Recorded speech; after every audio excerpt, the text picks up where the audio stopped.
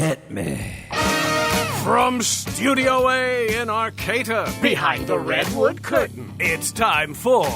Succotash. Yes, Succotash, the Comedy Soundcast Soundcast featuring snippets from comedy... Soundcast. And also interviews with comedians, comedian soundcasters, and other showbiz folk.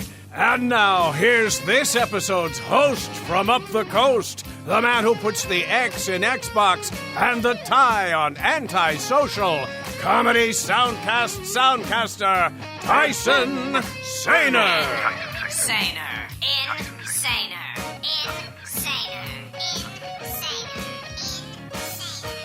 Thank you, Bill Haywatt. Saluton, estas me, Tyson Saner, welcoming you to Succotash, the Comedy Soundcast Soundcast, episode 323. Welcome. I'm glad you made it. Last week on episode 322 of Succotash, show creator and executive producer Mark Hershon, whom I alternate hosting duties with, brought you a quartet of clips for a show that he titled Interesting Behaviors. The clips were from the soundcast known as My Neighbors Are Dead, the Doug Stanhope podcast, Sarah Halstead's Drinking During Business Hours, and Were You Raised by Wolves? They made for an enjoyable episode that I urge you to listen to at your earliest convenience.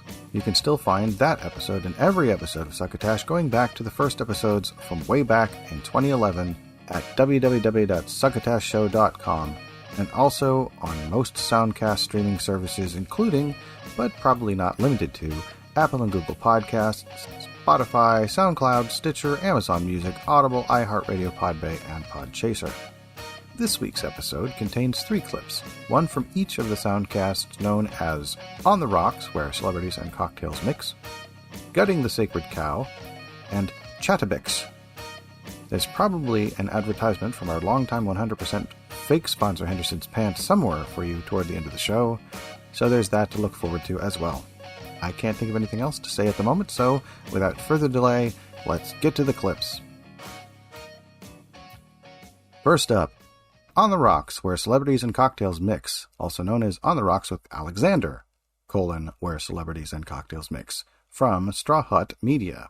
Its show description says, TV and radio personality Alexander Rodriguez sips and chats with your favorite celebrities from TV, film, Broadway, music, reality TV, and pop culture in this weekly entertainment no-holds-barred talk show. Academy Award, Emmy Award, Grammy Award, Tony Award, Golden Globe Award winners, he's drank with them all. It's talk radio with a twist. Presented by Straw Hut Media and Here TV. The episode of the clip is from March 10th, 2022, in which Gede Watanabe chats diversity in Hollywood.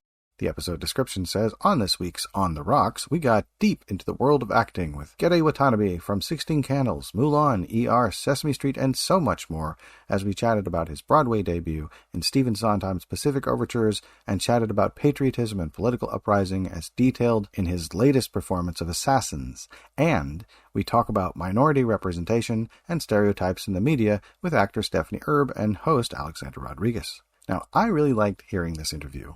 I chose a clip from the very beginning of it because I do love a big, detailed introduction, and when an interview has the amount of warmth that this one clearly does. All right, we are going to welcome our guest of honor today. So exciting. I saw him opening night at East West Players Assassins. Please welcome Gede Watanabe.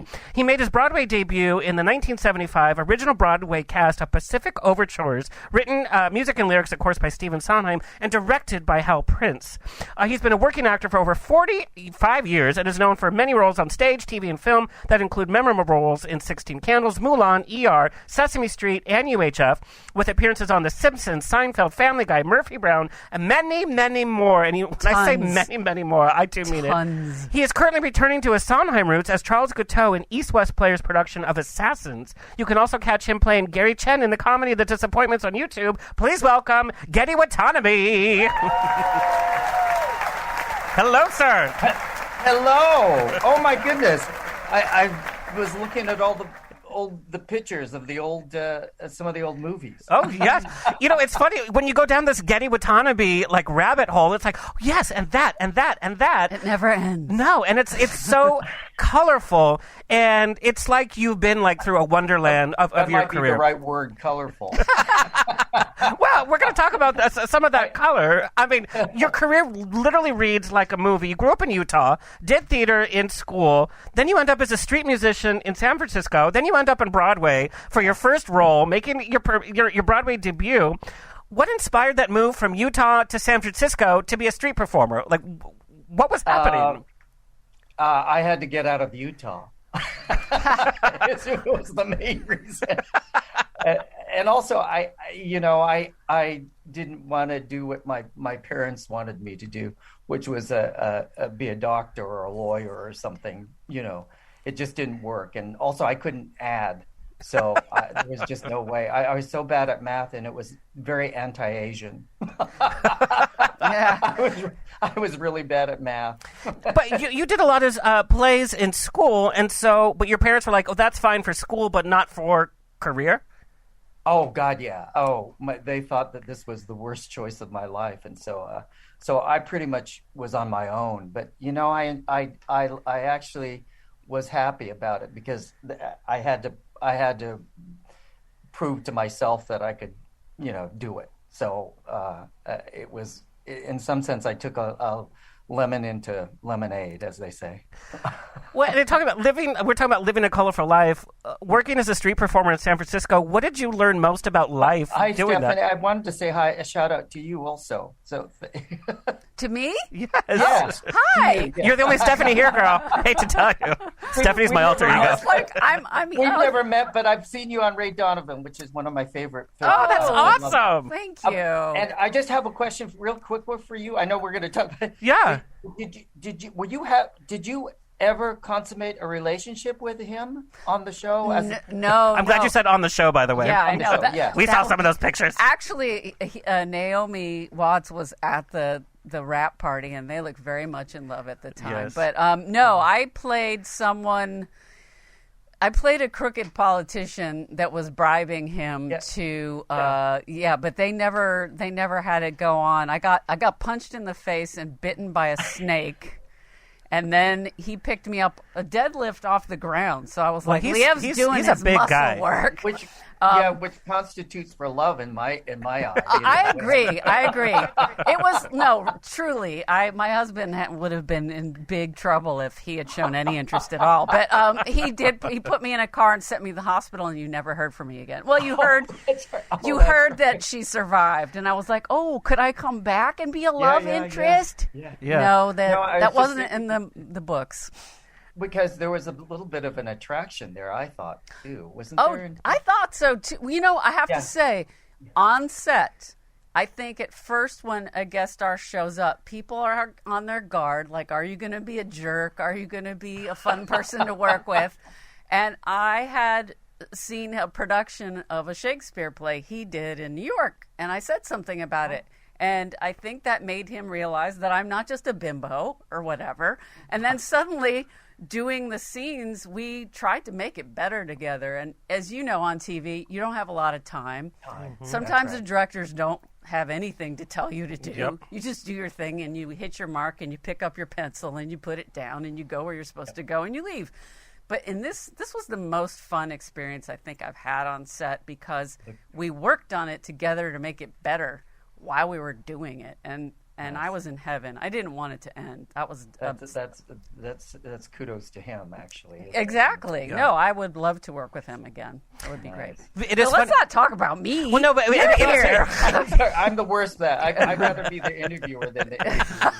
That's my job, Getty. That's the only reason I'm here today. I know. I can't help it. It's curiosity killed the cat. Well, I have to say, the original script was your character went off to the hospital, and then they followed up saying her insurance didn't cover it, and that's the last that we saw. Yeah, because she sounds familiar. Yeah, sounds like what happens to SAG people. And he's like, but pay your dues. Yeah, pay your dues, but you lose your insurance. Yeah, and during COVID, we could do an insurance episode. I don't know if anyone wants to listen to it, though.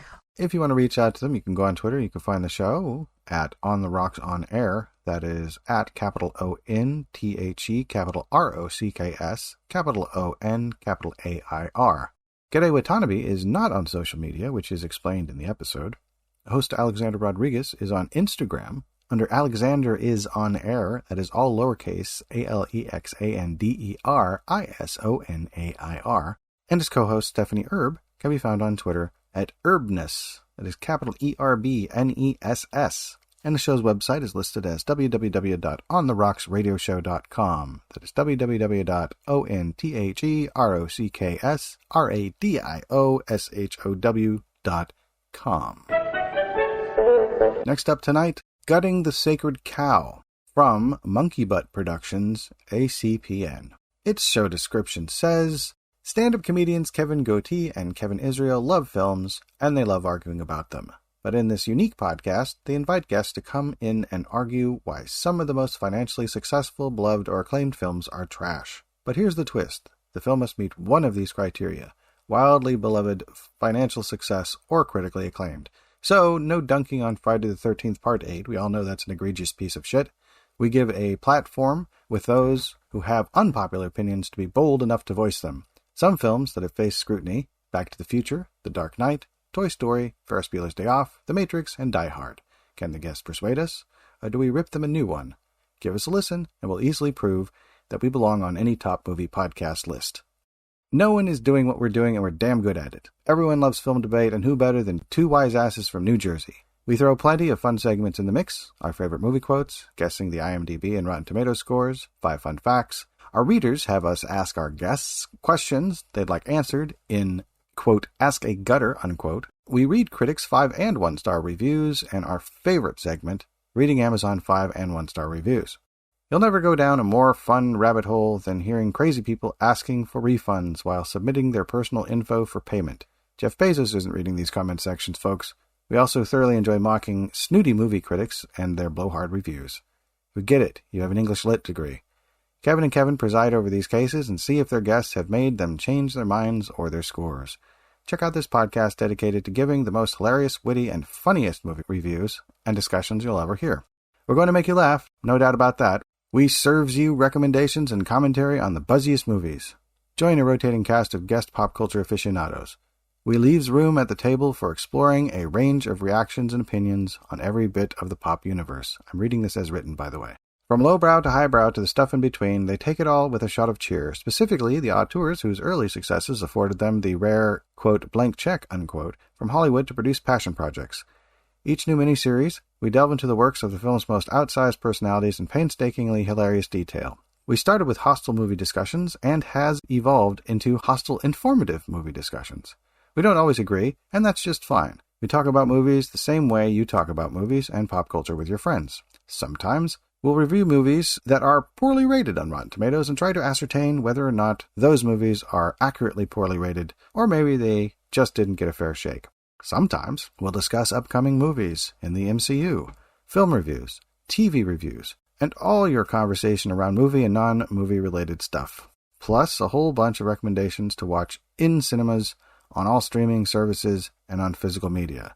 Us movie reviewers break down a variety of film franchises by dedicating a podcast to every single sequel, reboot, and spin-off in a series. In-depth conversations cover production history, literary sources, gossip, merchandising, and personal opinion with humor and critical insight. No cinematic universe is too obscure or sacred. Sometimes we'll, quote, ruin, unquote, a horror movie. From slashers to home invasions, creature features to the supernatural. They cover it all. Horror fans, scaredy cats, and film buffs are all welcome. Don't just watch a movie, understand it. Don't just hear a song, consider what it has to say. We break down a work of pop culture each week, exploring the big questions and then it says continued in parentheses. And unfortunately, there's no time for the clip. No, I'm kidding. All right. So the clip I've chosen is from a show from September 17th, 2022, in which Noodles from The Offspring flushes Christmas Vacation down the sewer. It's episode 152. So the episode description says, Merry Christmas, shitter's full. Noodles from The Offspring couldn't wait to attack the treasured National Lampoon's Christmas Vacation. Christmas blasphemy is in full effect as Noodles breaks down why Clark Griswold is a megalomaniac and not that lovable goofball dad that we all love. Joining Kevin Gootee as co-host is longtime friend Terry Loda. Can Noodles take Holiday Road and show everyone that this Chevy Chase film is worse than having your redneck cousin con you into letting his family crash at your house? Huh? It's now time, Terry Loda, to let our buddy Noodles from the Offspring tear into this holy film, for Christ's sakes. Terry Loda, let's have Noodles' guts. The Sacred Cow. Oh, wait, was I supposed to join in? You could if you want to. If you want to do it again, we can, but, it's cool. That's all right. Your turn, sir. Go ahead. Let her rip. All right, well, let's start from the beginning. The arguably the worst Christmas song ever, and featuring the great Mavis Staples, right? And it's a song called Christmas Vacation, and it's just awful. That's one of the Christmas songs you never heard played on the radio ever, because it's that bad. And with this like cartoon Santa, there's just really bad cartoon. It's like nobody would. It's just bad. It's just not well done. 100%. That animation drags way too long. Goes on way too long. The song's awful, and should have brought Lindsey Buckingham back for the. Motherfucker! It's right in here. It's right here. Dude, I would go with Kenny Loggins too. With some kind of Caddyshack stuff, Oh, you're talking right up our alley. Yeah. Anyways, then the first scene, from the movie, really they're driving to go get a Christmas tree in some place that it looks like Montana. There's no mountains outside of Chicago, right, where they supposedly live. So all of a sudden they're in Montana in the mountains. And the first thing Clark does is somebody gets up on his ass and he gets all pissed off because he's going slow. And then when the car goes around him, he speeds up and won't let the guy pass. Dick move. That's the first thing he does. That's I think that should be, punishable, life in prison for people that do that speed up when you're trying to get somewhere and go around them and they just get in front of you and slow you down. Life in prison for those motherfuckers, really. Especially in a Ford Taurus station wagon. They're not to be taken seriously. Ram them off the road, Spy Hunter style. That's what I say. There you go. So, how about, immediately they're establishing Clark is a prick. He's just a dick that nobody's going to like. Puts his family in danger, right? Yeah. Yeah. I think the premise is he's just kind of this lovable schlub who keeps, putting himself unknowingly in situations that result in disaster. But no, he's a dick. He's a dick knowingly fucking with these kind of redneck looking guys in this pickup truck. What do you think's going to happen? The whole scene, and then the whole scene just kind of seems, once it moves beyond what a dick he is, right. It's really unbelievable that all of a sudden he ends up underneath the logs on a logging truck between the front and back wheels, like accidentally, you would have just been destroyed. It's not gonna work. You have to be a stunt driver to do that. Right.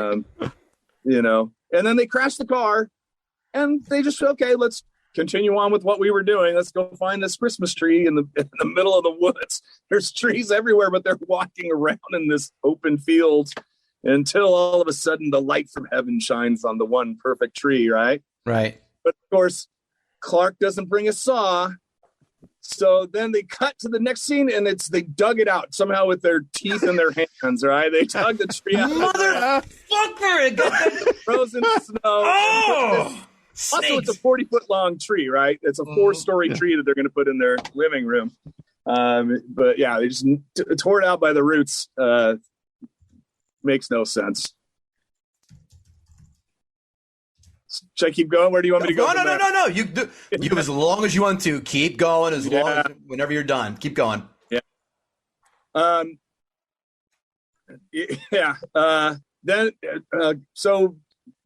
Then you meet the neighbors, which is Julia Louis-Dreyfus and Nicholas Guest, who is Christopher Guest, Nigel Tufnell's brother. And they're like the yuppie couple next door who stylishly, they look just kind of like douchebags, right? Right. Just yuppie douchebags. But I think they're more likable than Clark, and they're not really fucking with Clark the way Clark is fucking with them. Chopping up the trees, threatening to to sodomize Julia Louis-Dreyfus with the tree. He said Clark's a dick. He's just not a likable guy at all. He sicks his Rottweiler on her. Yeah. Does he say? How about the squirrel? The squirrel, Yeah. but the dog chases the squirrel out the front door. That's right. Yeah, when she comes to the door. Yeah. So you can reach out on Twitter. Kevin Gootee is at capital Kevin, capital Gootee. Also on Facebook and Instagram. Noodles from the Offspring can be reached apparently at all lowercase the G Nudes. That is TheGnudz. And then Offspring apparently is at all lowercase OFFSPRING. The show can be reached at GTSC Podcast. That is all caps GTSC and then all lowercase PODCAST. Terry Loda can be reached on Twitter at all lowercase SRFRPunk. That is SRFRPUNK. And Kevin Israel can be reached at all lowercase KEVINISRAEL_NJ. And apparently the show's main website is www.kevingootee.com. That is Kevin, GOOTE.com. Friends, it's no secret that at Henderson's Pants, we don't like to see anyone go without a snappy pair of trousers. From working stiffs on the factory floor to high-powered honchos in their penthouse offices, Henderson's has been cradling their buttocks every step of the way. But what about the fop, the dandy, that urbane gent about town preoccupied with little else than his manners and his clothing? It doesn't matter that effete snobbery went out well over 50 years ago. When the fops went out the door, Henderson's Pants went with them, and we've stayed with them too. You generally won't find Henderson's Fancy Pants for fops on a casual shopping spree, but if you're a pretentious popinjay, just give your local Henderson's Pants salesperson that snide smirk you've got down to a science, and you'll be shown into our private fitting area in no time flat. You'll be seated comfortably with a brandy in hand and a snoot full of snuff, watching a parade of the latest Fancy Pants parade right by you. With any luck at all, you'll favor us with a fitting, and although we never dare hope to be so lucky, you might even leave the premises with a fresh pair, dare we say two, of Henderson's Fancy Pants for fops under your arm. Originally designed for syphilitic poets, Renaissance painters, and Beau Brummel. We'd ask you to tell your friends, but we know that you don't actually have any. Fancy Pants for fops from Henderson's, makers of fine trousers and pantaloons since 1491. Now back to Succotash. Thank you, Bill Haywatt. Yes, thank you, Bill Haywatt. Thank you. And thank you, Mark Hershon, for creating the show. Finally, Chatterpix from Big Oval Plate. This was recommended to me by none other than Davey and Dent of Strange Times podcast, longtime friends of Succotash and frequently clipped. Its show description says, comedians David and Joe chat, drivel, and nonsense. A shambolic breakfast show with special guests and regular contributors. The clip I've chosen is from the episode from September 12th, 2022, which featured guest Doug Stanhope. The episode description says, we're joined by the brilliant Doug Stanhope, and it was bloody lovely. We chatted about Doug's naked body, listened to him piss, and then text some people. Do you get nervous, Doug, like Sunday coming up, where you're just like, not bothered, just walk on stage? Nervous, I wouldn't say nervous, but I worry about, hey, will this bit translate over here? But my fucking fans are so great that I'll figure out as I go. I'll figure out, okay, yes, no, that reference definitely doesn't work, and I'll fix it, and then I'll fix it again the next night, and by the time it's perfect, I'll be going back to the States, where I have to throw it all away and start over. Doug, I used to do a character act. If you walked into the club and I was doing my act, do you think I was a prick or? Okay, are you saying if what you're doing right now was a character? No, if you'd come into a club and I was doing what I was doing with you have to explain what you do. I can't be bothered. I'm just thinking about what I used to do. I just can't go on stage again and do it. You're basically going, do you want satisfaction that it is you are embarrassing and you shouldn't do it? Yes. Can you tell David to not ever do it? That's what he wants to be told. No, he's telling himself. Follow your heart, son. Yeah, no, you're right. It's been 4 or 5 solid years of this, though. I'm doing it again, but I can't do like I have to do like the 5 minutes here and there to try stuff because I lose confidence and I go fuck. What about if you're dying 10 minutes in? That's the thing that I've got in my head is go. If you do your show, you got to do it. How long do you do? Depends between an hour and 15 or an hour 45. You're never going to really die in front of your audience, though, are you? Right, exactly. Yeah, you're never going to die, Joe. Even the bits that fail, they'll find funny. Okay, I need that written down as a guarantee, I think. Well, they're not just going to go, don't know this, what's going on? I think because I've never done it, like I used to do it years ago when I didn't have any profile, so you die a lot, don't you? You know when no one knows who the hell you are? Yeah. You just die, and that's all I know of clubs. Doing stand-up. You go, no, not for me. So I've got that in my head, that memory of going... Now, when there's dying over here where they're just dead silent, and sometimes it feels like that when you're actually killing because they're just very polite, and you get the flop sweats, and you're like... and then you say goodnight, and you get a standing ovation. Yeah. Because they are... Yeah, and every single time I come here, I remember I have to adjust to that. And they're a lot more polite. But then you have late and live at Edinburgh kind of dying where they're just shouting, "You fucking cunt, you fucking Yeah, lovely evening, isn't it? Yeah, it's a nice night out there. I think I'd rather them vocalize it. Yeah. Yeah, at least there's something going on. Yeah. Have you been bottled off? I've been bottled off. Late and live, yeah. The first time I did Edinburgh. At a festival, yeah. Wait, like booed off? No, throwing bottles. Oh no! Yeah. They did. They were pelting me at either Reading or Leeds. That's where it happened at Reading. Oh fuck! Yeah, but they were like they were empty plastic bottles, water bottles, and then I mocked them for throwing fucking empty plastic bottles, and then right as I was about to close, anyway, someone hit me with an apple core. Hit me directly in the chest, and so I just picked up the apple core and ate it whole and then waved. Someone from the back of the tent shouted at me, "Fuck off." And I went, "Yeah, you want some? Come on then, mate." And he went, "All right then." I was like, "Oh, fuck."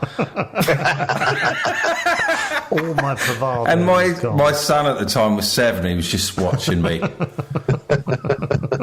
Don't just sit there, son. Fight him. Save Daddy. Flipping now. Stop the man hitting Daddy.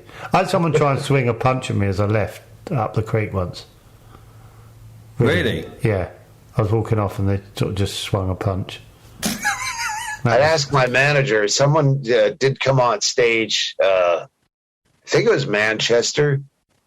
Did they have a Comedy Store in Manchester? Yeah, still there. Yeah, okay. I think it was there. Whereas it was probably 2006 or 7 because I had this bit about pedophiles on MySpace, and he just heard pedo and thought I was defending pedophiles. Yeah. Came up on stage but got drugged away before he could get to me. I got slapped in the face by a woman on stage. Yeah. So I was trying to put a mask, a latex mask on her head. And I sort of go, yeah, dessert. But I was in character, so I didn't know whether to. Didn't know what to do. I sort of missed that about the open spot because I saw some really loony things because there's people with absolutely no understanding of anything, complete like on stage with a mic, and there was a guy, sort of middle-aged guy on the, like really shit gigs, and it was like 5 minutes in, and he said something, I can't remember who it was, but it was quite offensive, and a guy got up and pinned him against the wall by his neck. So I had him up like that, and they sort of... Eventually the guy got off, sort of whispered something here, and then got off, and then the guy sort of did another sort of 4 minutes, which was quite weird. And then he got but just like didn't reference that someone had just pinned him to the back wall.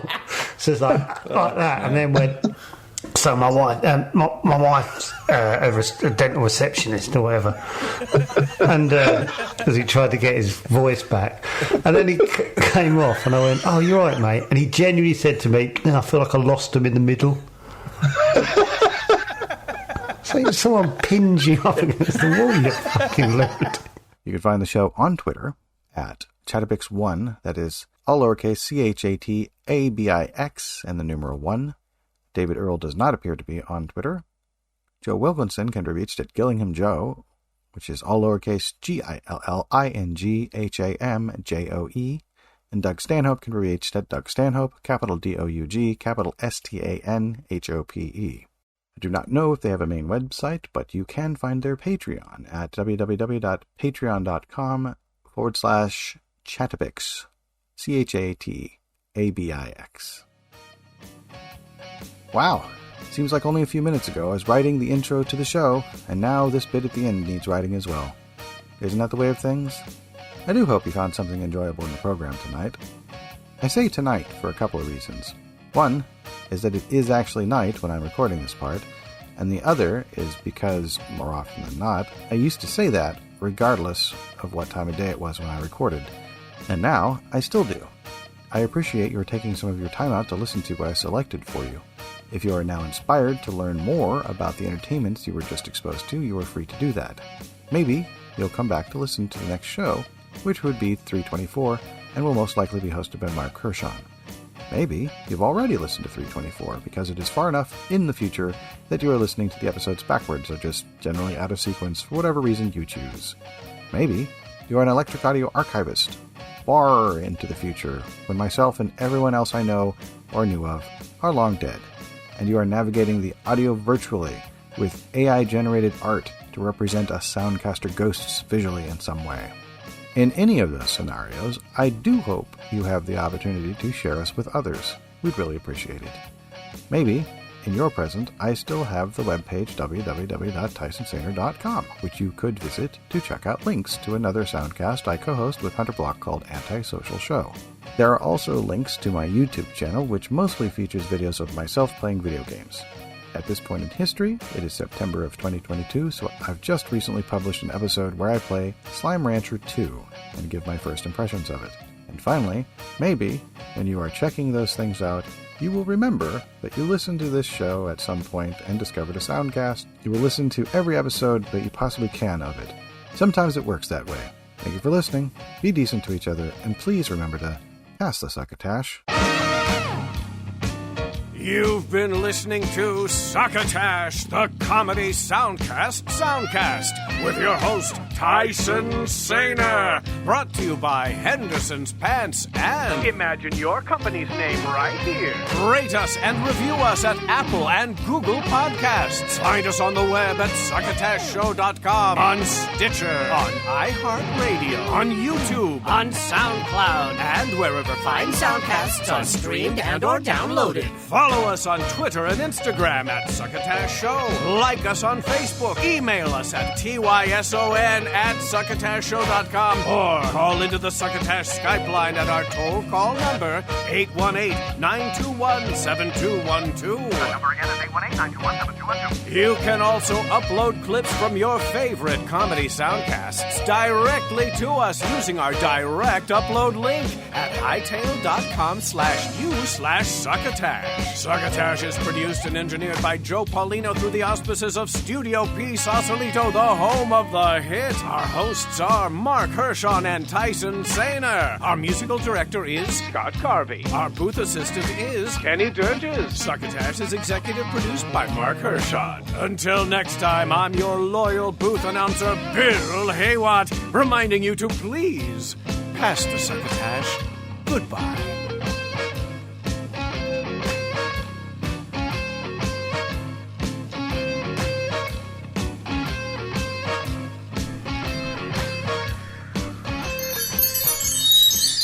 This has been a Succotash Patch production.